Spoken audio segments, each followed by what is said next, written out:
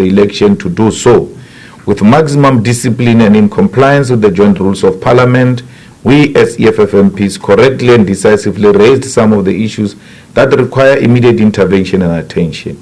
We as members of Parliament are permitted to absolute freedom of speech and to protest in Parliament in terms of Section 58 of the Constitution. It is not true that EFF members of Parliament posed any physical threat to anyone in Parliament, not even Mr. Cyril Ramaphosa. We have a constitutional protection to voice our opinions and can do that in whatever form we deem suitable. We also take note that in the process of the police service evicting members of Parliament, Nosifiwe Mapisa Ngakula said animal out, which was in reference to EFF members of Parliament. Referring to members of Parliament as animals is against the rules of the National Assembly and altogether unacceptable. We will therefore be reporting the Speaker to the Rules Committee of Parliament and will, as a matter of agency, table a motion of no confidence against the Speaker for referring to members of Parliament as animals.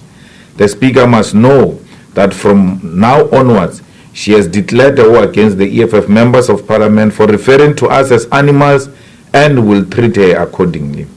What transpired in Parliament is an illustration that South Africa has degenerated into a dictatorship where the rule of law is not respected and applied.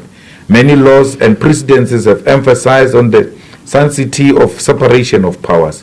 It is now evident that Mr. Ramaphosa has no respect for the separation of powers and has violently undermined the autonomy of Parliament. In response, it is now evident that SABC brought its elite unit to Parliament with firearms to intimidate MPs, a phenomenon and practice that is not allowed anywhere in the world. There must never ever be demonstration of guns in Parliament because such will erode the foundation of our democratic culture and engagement and will most definitely intimidate and scare off members of Parliament from meaningful participation.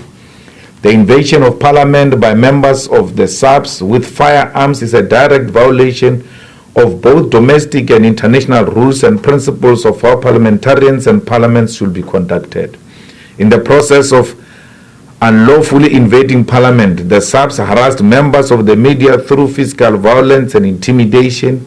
This conduct goes against the South Africa's constitutional democracy and values. The illegal invasion of Parliament by SABC did not only violate members' constitutional privilege to freedom of speech as guaranteed under Section 58, subsection 1 of the Constitution.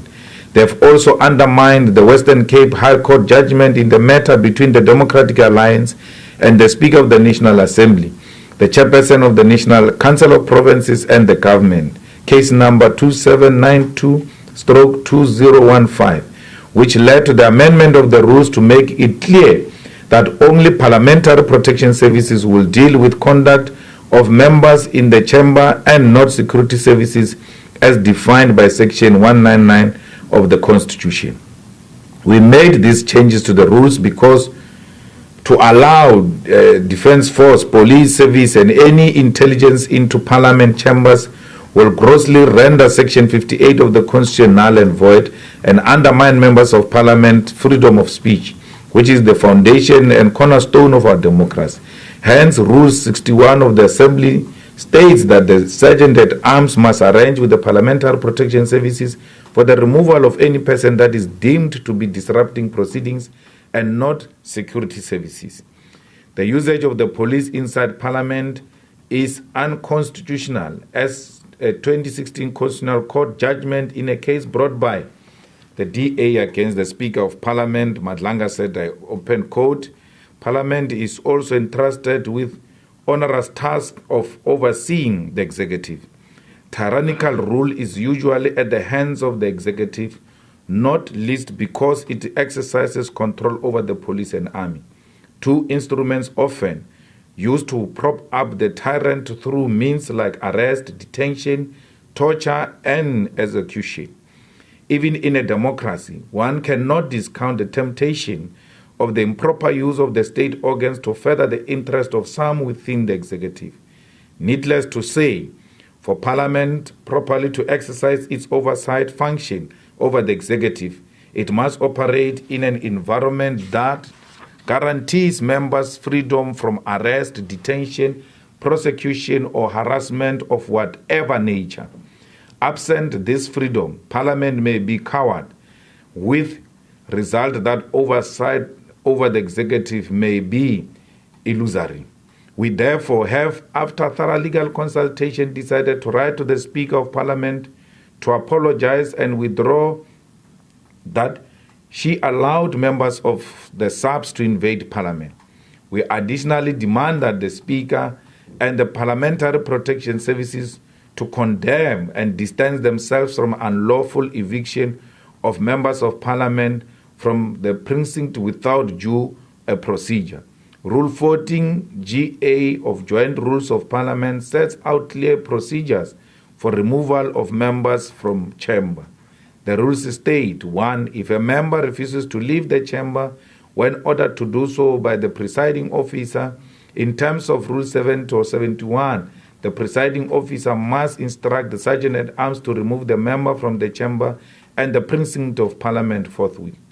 In 2, if the Sergeant-at-Arms is unable in person to effect the removal of the member, the presiding officer may call upon the Parliamentary Protection Services to assist in removing the member from the chamber and the precinct of Parliament. The standard operating procedure, as agreed by the Joint Rules Committee, specifying that only the Parliamentary Protection Services personnel enter the chamber upon the instruction of the presiding officer and proceed to remove the member concerned under the direction of the Sergeant-at-Arms. None of these clearly stipulated rules and procedures were followed as the Speaker allowed the rules and procedures of Parliament to be undermined by illegal invasion of the chamber by the security services. The Speaker is commanded to withdraw all these weapons and lawful practices, or will be left with no choice but to approach the courts to declare her decision and conduct unlawful. The people of South Africa have on several occasions and through different channels and platforms raised legitimate concerns about the sitting government, and this includes through elections. In the 2021 local government elections, majority of voters in South Africa rejected the ANC and yet continues with the arrogance and intolerance it is known for when not challenged by a formidable force such as EFF.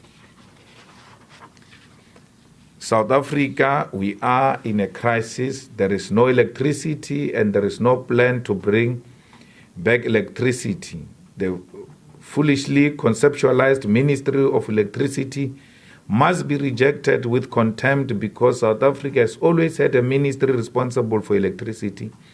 And despite several warnings about the incumbent, Cyril Ramaphosa decided to retain the same minister on the behest and for the benefit of the white capitalist establishment. South Africa, we are in a crisis of unmanageable levels of gender-based violence. We don't have jobs. We don't have dependable water supply. We don't have anything. Black men, you are on your own. Thank you. Thank you very much, Commander-in-Chief. We will now take a round of questions to engage the first statement as read by the President of the EFF. We'll be taking 2 rounds. So I'll take the first round. You'll be number 1. Is there number 2? You'll be number 2. You'll be number 3. Let's go with those first 3 hands for now. Number 1, you can switch on your mic and then indicate what media house you're from and your name. My name is Mulilani from SABC. Firstly, how much time are you going to give the Speaker to respond to your demand for her to withdraw or apologize about calling the security services to remove the EFF MPs? And the second one, do you not think that you took it too far by going on stage when you were protesting, given that perhaps maybe the VIP protection officers of the President might have seen a threat in that? Thanks. Number 2. Thank you, Jason Felix, News 24. Mr. Malema, just 2 questions. The Minister of Police said that the counter-assault team and the VIP protectors were merely there to protect the President and that they did a good job and he was proud of them. What's your view on that? And then secondly, can we expect any court proceedings from the EFF? But maybe I should ask, how soon can we expect any court proceedings from the EFF regarding the your ejection of the EFF MPs? Thank you. Number 3. Can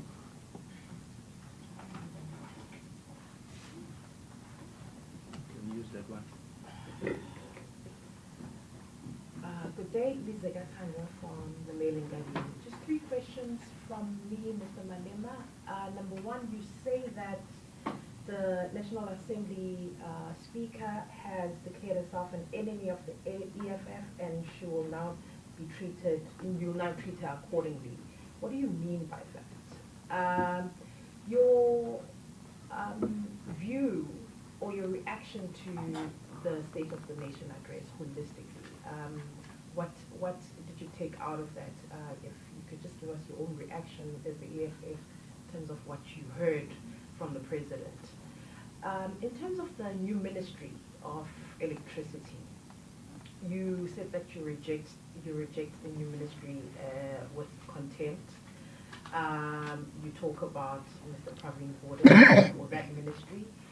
Are you against the ministry itself, or are you against the decision by the President to allow the Minister Gordhan to still continue to be the shareholder in terms of ESCOM?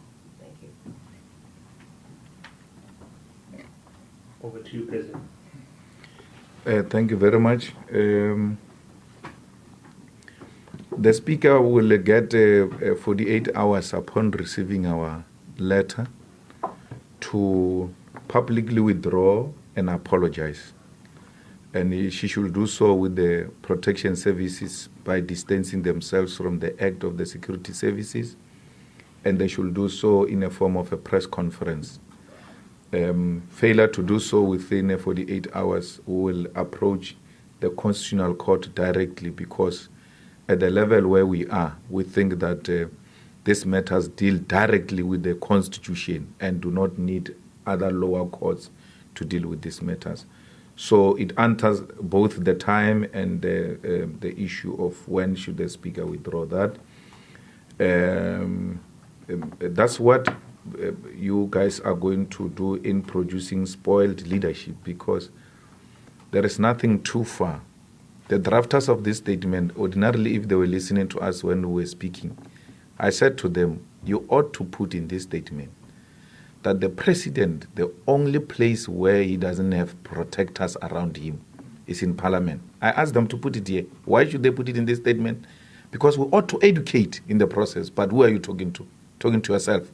You educate in the process. The President, anywhere in this country and in the world, by the way, the only time the President does not have protectors is in this Parliament.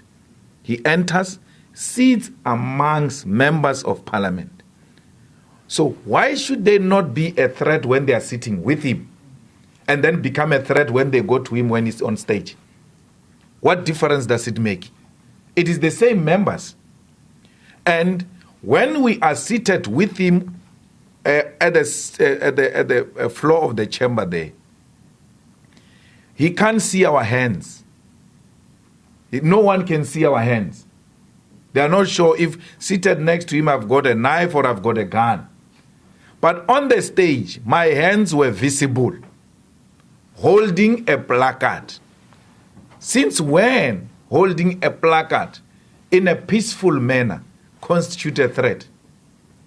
Because everywhere else where you are suspected to be a threat, you are asked to raise your hands where we can see them. My hands were visible with a placard. If anything, this was less than pay back the money.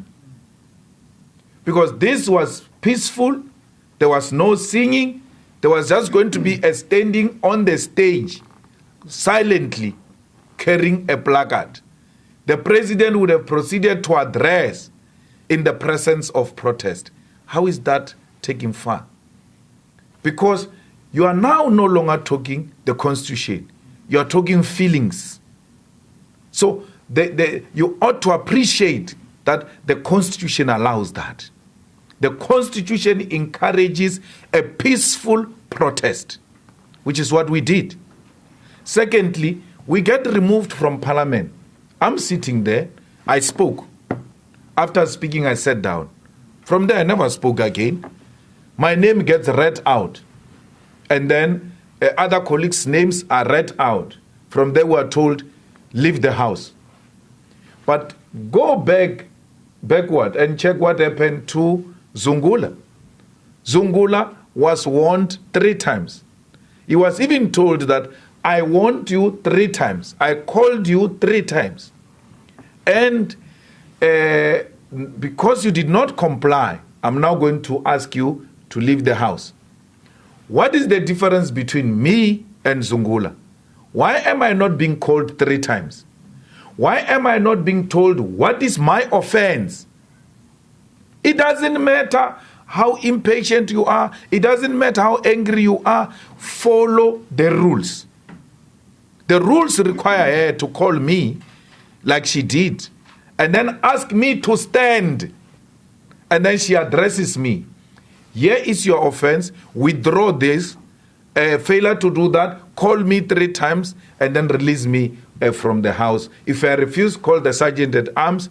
If I defy the sergeant at arms, then call the protection services. None of that happened. All of us were removed. At least our names were called. Even though procedure was not followed, then we're removed. The rest of our members were removed from the house without their names being called, without the speaker giving an instruction that those members must be removed. There is a video of a member of the EFF being removed from the seats. He's not on the stage. She's on the seats. She's carrying a placard on the seat. She gets removed. There's no order on her that so and so you must be removed. So the security protection services, they did as they wish outside the rules of Parliament, without members of Parliament being protected by the Speaker. So there is nothing that we did which is taking it overboard. The question should be, is that which you did within the Constitution and the rules of Parliament? If the answer is yes, it's sufficient. How anyone feels is his or her own baby to feed Malta Bella. The law is very difficult, doesn't work on how you feel. The Speaker came predetermined, very angry. What did Zungula do to be chased out? Zungula, you can see his name was kept somewhere special. It was clear he's going to be evicted. When we were raising hands, that other table staff guy took a paper to the Speaker. And the Speaker said, oh, sorry, I hear Honorable Zungula's hand is up. He fell into the trap. Honorable Zungula's hand was up with the hands of all of us. But Zungula was given special attention. Without listening to him, they went for him. Because use Zungula as an example so that the rest can be intimidated. Secondly, why do you open Parliament with silent prayer and meditation? Immediately into Parliament, read the rules. If you didn't come with a predetermined agenda to intimidate people, no one has done anything. There is no need for reading of the rules. You just open Parliament straight into the rules. If you do this, this was going to happen. You came to Parliament angry and with a predetermined agenda and not ready to listen to anyone. The president requires no protection in Parliament. I will never, and the president knows that himself, that I will never harm him. Because you ought to look at, between the two, who is the most powerful. I've got no tools to harm the state. The president is more powerful than me. So you can't look at me and look at the president and say, this guy constitutes a danger to the president. The president does not belong here. This is my workplace here. I work here. I've got the right to be here and be anywhere in this precinct. I work here. The president doesn't work here. How do you protect a visitor over the workers of this place? So the counter-assault team went overboard. Look at what happens. There is a man who enters the stage and stand in front of the president. He's wearing a face mask. Till today, no one knows who's that man. Number two, the counter-assault team, colleagues, is carrying guns inside Parliament on the stage. That stage is highly contested, highly politicized stage. The counter-assault team member can be triggered for whatever reason and shoot members of Parliament. Why are the guns allowed inside Parliament? That's what all of us should be asking. Because the protection of the president has got nothing with touching me. Why are they touching me? If they are protecting the president, they were supposed to go and build a wall around the president and wait for me until I approach and want to break that wall. No, they don't protect the president. They come to me. That's not the protection of the president. It's a harassment of members of Parliament. They were supposed to build a wall around the president, not come to me. They come to me. I went on stage. Immediately I was on top of the stage. I'm carrying a placard. Members of the EFF come on the stage. They carry the placard. They are nowhere close to the president. So why does Beggy say, no, they did well and then he's praising them? Beggy is singing for supper. Cabinet reshuffle is imminent, and that's why he's doing the most stupid things. Semi-illiterate minister of police who knows nothing except to just go around saying a lot of nothing which results in no results. The GBV is high. The levels of crime are too high. The only thing he can praise is harassment of colleagues in Parliament. He's a certified fool. He's a stupid. No member, self-respecting member of Parliament or a minister should celebrate what those members of police did inside there. The minister, when we say she's an enemy, we said in our statement, the speaker, she must, we are going to put a motion of no confidence in her. She's the most impatient speaker. She's the most irresponsible speaker. Yesterday when she said she was calling security, she removes us and then they tell her you need to cure this thing because the security came without your instruction. In curing that, she makes it worse. She said South African security forces come inside, meaning she was calling the army to come inside. Because she didn't specify which security forces she's talking about. South African security forces come inside. She knew that those police came inside without their permission. That's why even the rules she read at the end of the day, when the president finished, still says those police can come in when there is danger to life, when there is a serious disruption that is a threat to life or damage to property. None of the things that she read at the end existed when the security forces entered Parliament. So she knew that those people were out of line and she had to do something to try and cure that anomaly that occurred in that Parliament. And it's not curable except to accept it and take full responsibility that that act was unconstitutional. Well, our reaction to non-existing SONA really is the electricity minister, which is not necessary. What is this minister is going to do, which Praveen didn't do or was required to do? Because Praveen, in that state-owned enterprise arrangement, could have been told that whatever you do, prioritize ESCOM. It's as simple as that. Now, they are fighting with Gwede because his handlers don't want Gwede. And the conference of the ANC said, energy must go to Gwede. Gwede is my friend. He defended me on Pala Pala. He saved my second term. And there is this guy who's imposed on me by capital. Is caught between a wall and a hard place. So he's got no way out. He says, no, let me create a ministry of electricity and put that ministry in my office.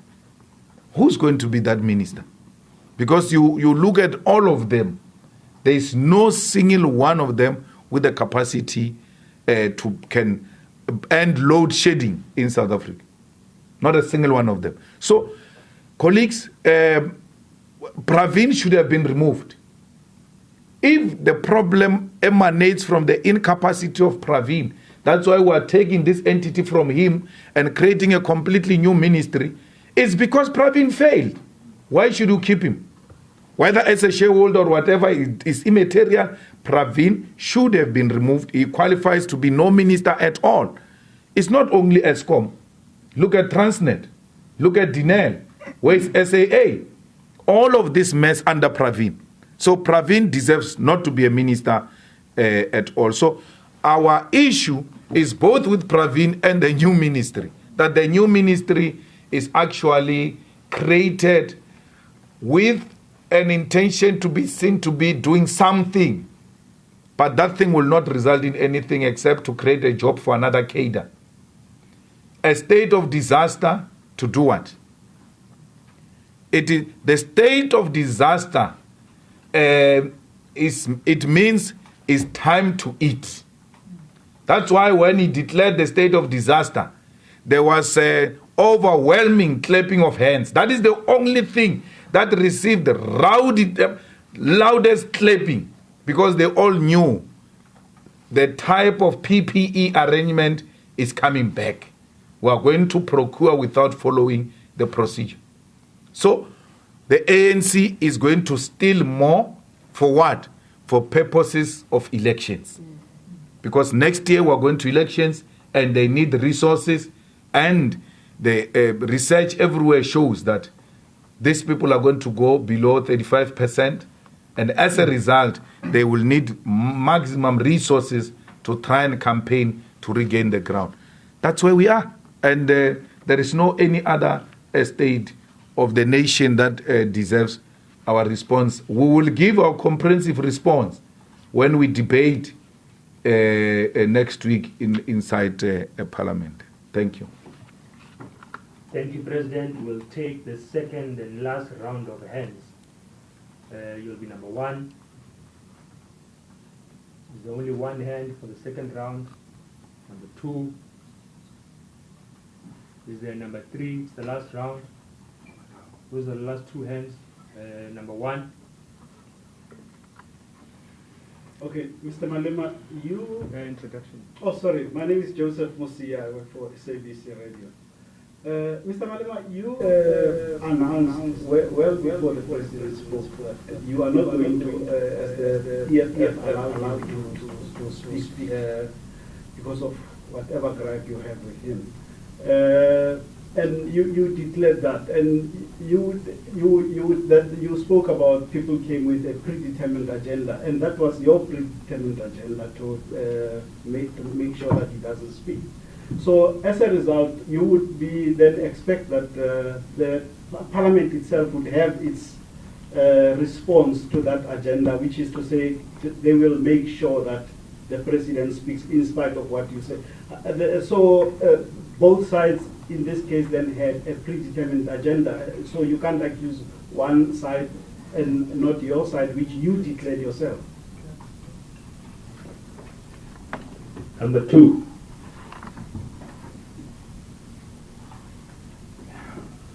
Just for clarity, Mr. Malema, in terms of the state of disaster, what actions, will you take any actions? The DA has said that they're going to court. Is there any action that you will be taking, given that you find that, or you surmise that it will be a looting spree for the ANC?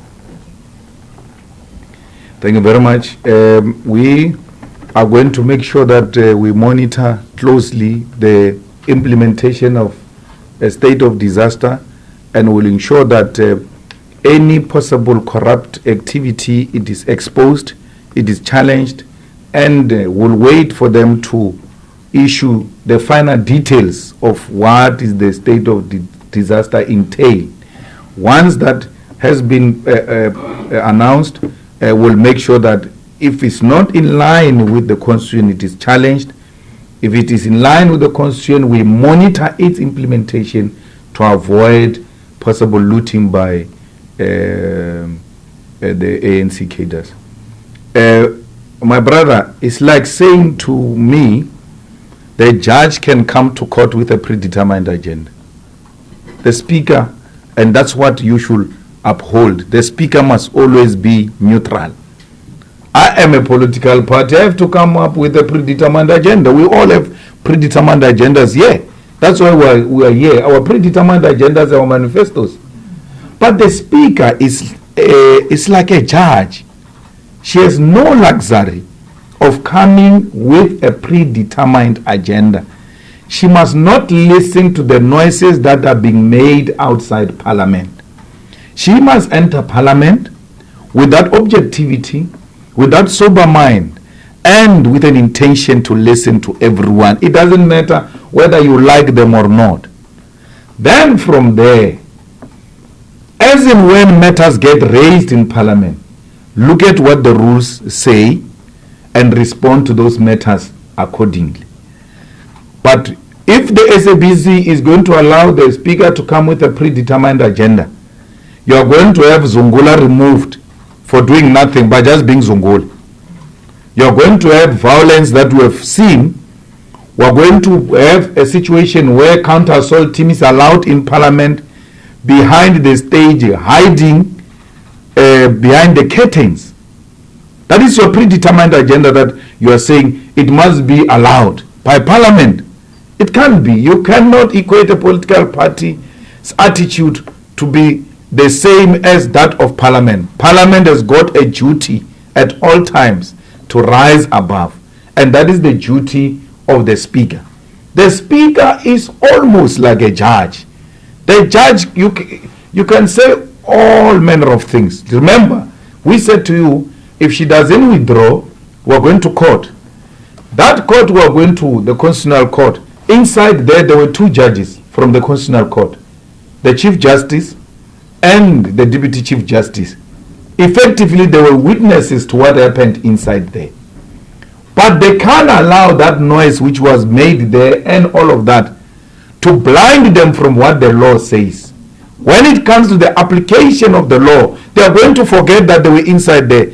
They may have been the most irritated of what was happening there. Their emotions might have been so high. What are they doing to this guy? He's a nice guy. But at the end of the day, when they come to the application of the law, they are going to have to put aside their feelings and answer the question, what does the law say on this matter, despite how I'm feeling? And that's what the speaker is expected to do. What does the rules of Parliament say? Because if you come with predetermined agenda, you're going to call people's names and say, all of you, out. And then when they ask you tomorrow, but you didn't tell us what we did. You didn't warn us. You didn't call us 3 times. You're like, oh yeah, predetermined agenda is bound to destroy this Parliament and fail the people of South Africa. Parliament cannot have, the speaker cannot have a predetermined agenda. We make our intentions very clear. And our intentions are not unconstitutional, are not outside the rules of law, the rules of Parliament. I stood up there, she said, we are here to do one thing only, and that thing is to listen to the president. And I said to her, you are wrong. The founders of this Parliament will not have inserted the point of order if the duty of all of us here on such occasion is to just come and sit. So you are wrong to say the only role all of you play here is to bring your ears. And she realized she was wrong. That's why those things are there. That gathering of yesterday is governed by rules. And in those rules, point of privilege, point of order was allowed. But look at how we get treated. No one is going to speak here.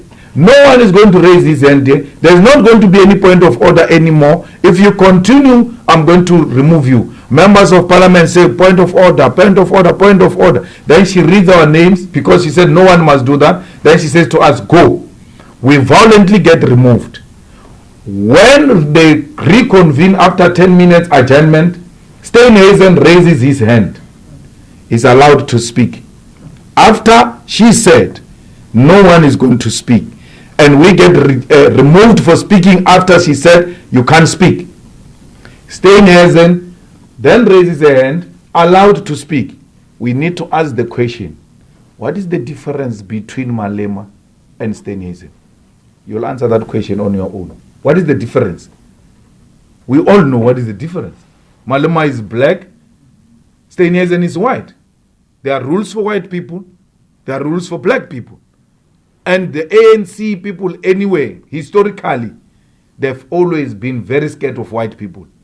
There is no way her own DNA will allow her to stop a white man from speaking. No ways. Even after she ruled, Steenhuisen stood up, Steenhuisen was allowed to speak. Her partisan attitude allowed German Cat to speak. German Cat spoke there. What is German Cat's name? Khadebe. Khadebe spoke without quoting the rule. He spoke.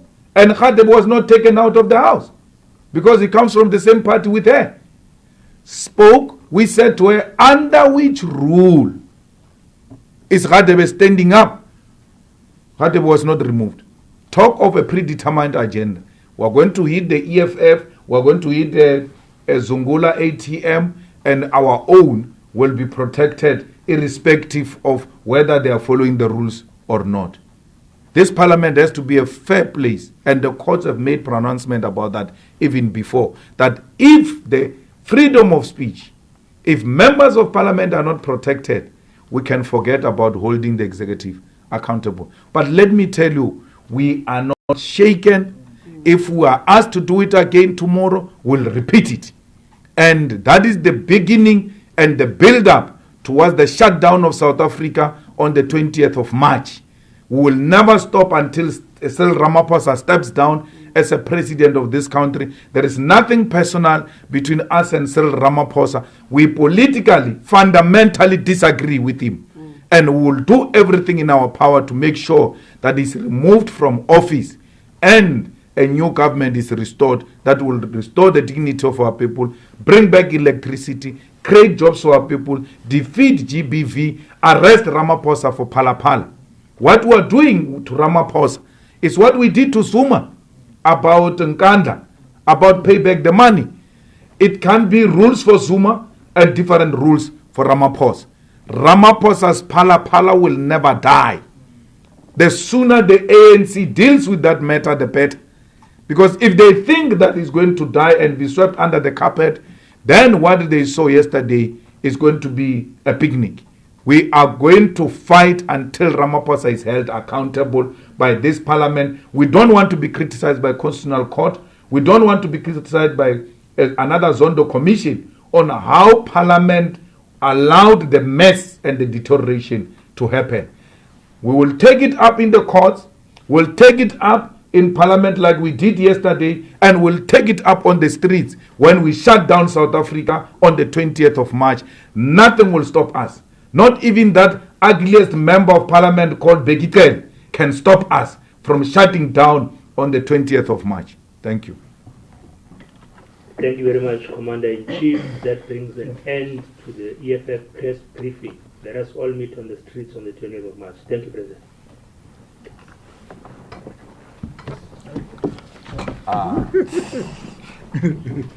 It's your staff, sir.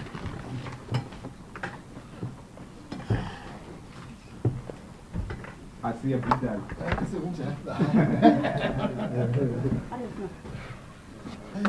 How are you? Good, thank you.